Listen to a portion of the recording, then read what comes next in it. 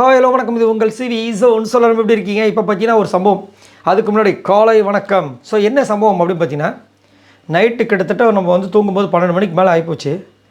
So அதில் பார்க்குறோம், ஒரு பொண்ணு தனியாக வெசல் வாஷிங் பண்ணிக்கிட்டே இருக்காங்க.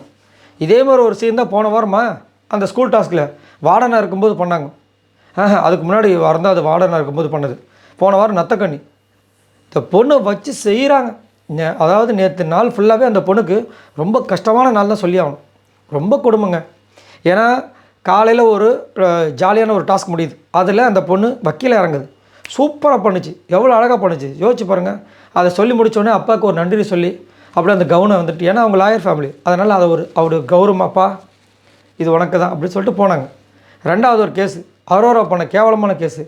அதில் அழகாக வந்துட்டு இவங்களுக்கு தேவையே இல்லை இந்த இதெல்லாம் வக்கீல்லாம். இவங்களே தனியாக வக்கீல் மாதிரி பாயிண்ட் எடுத்து கொடுத்துட்டே இருக்காங்க. எல்லாம் கதி கலங்குறாங்க. விக்ரமால் எதுவுமே பேச முடியல.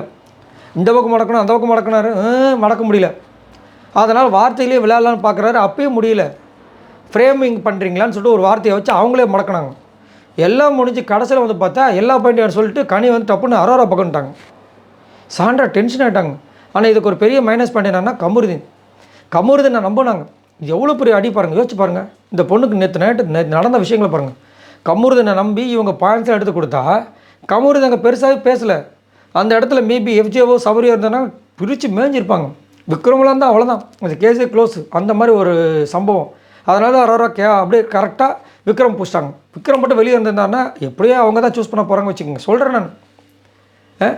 இப்போ வக்கீலும் அங்கே இருந்த ஜட்ஜும் தான் காரணம் இந்த தீர்ப்புக்கு. முக்கியமே அந்த குரூப்பிசம் பண்ண ஆட்கள் அவங்களாம் இல்லாமல் வேறு ஆட்கள் இருந்தாங்கன்னா இது கேஸு வந்து இன்றைக்கி வின்னு விஜய பார்வதிக்கு. இதில் கொடுமை என்னென்னா, வெளியே வந்ததுக்கப்புறமா நம்ம கமருதீன் வந்து அரோராக்கார சொல்லுவா பாருங்க, பார்த்தியா 2 பேரும் சமமாக பார்த்தேன் அப்படின் போது அரோரா கட்டி பிடிச்சி, இதுதான்டா நீ மட்டும் நல்லா பண்ணியிருந்தா நாங்கள் தோற்றுருப்போம்டா. எவ்வளோ கஷ்டமாக இருக்குது அந்த பொண்ணுக்கு. இதில் இது முடித்த உடனே பார்த்தீங்கன்னா அமித் எல்லாருமே சண்டைக்கு வராங்க. இந்த பொண்ணு எந்த வேலையும் செய்கிறதில்ல.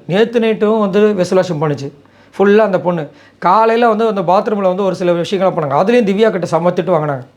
குப்பட்டா போலே போட்ட ஒன்று அமுக்கிறேன். யாரை? விஜய பார்வதி. திவ்யா சொல்கிறாங்க. திவ்யா பேசுறதே ஒரு லிஸ்ட்டில் எடுத்து வைக்கலாம் பொழுது. விஜய பார்வதி மட்டும் கலாய்க்கிறது. நேற்று வந்து பக்கவாதம் வந்துடுன்றாங்க. நேற்று வந்துட்டு டப்பா குப்பை தொட்டிலே ஒன்று போட்டு அமுக்கிறேன்றாங்க. குட்டி சாத்தான்னு பேர் வைக்கிறாங்க. விஜய் பார்வதி இதை வச்சு கலாச்சாரில் விஜய் சேதுபதி பிரஜனை கலாச்சாரில் பேப்பர் எடுத்து வந்து இப்போ எடுத்து வந்து கொடுக்க வேண்டியது தானே.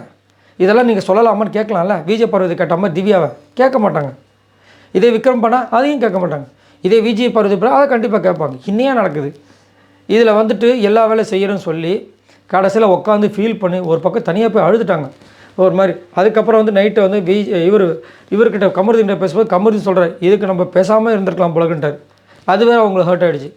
இப்போ இவங்க சொன்ன மாதிரி செஞ்சு அவனை நம்ம அப்படின்ற மாதிரி ஃபீல் பண்ணாங்க. அதுக்கப்புறமா சூப்பராக சாப்பிட்டுட்டு சரி எல்லா வேலையும் முடிஞ்சிச்சு போல் நினச்சா திரும்பவும் வந்து பாத்திரம் தொலைக்கிட்டாங்க. ஏன்னா அந்த சமையல் வேலைலாம் முடிஞ்சிச்சுல, இப்போ அதெல்லாம் தொலைக்கணும்ல. அவங்க சிலோஷன்கள் இருக்காங்க ஆல்ரெடி.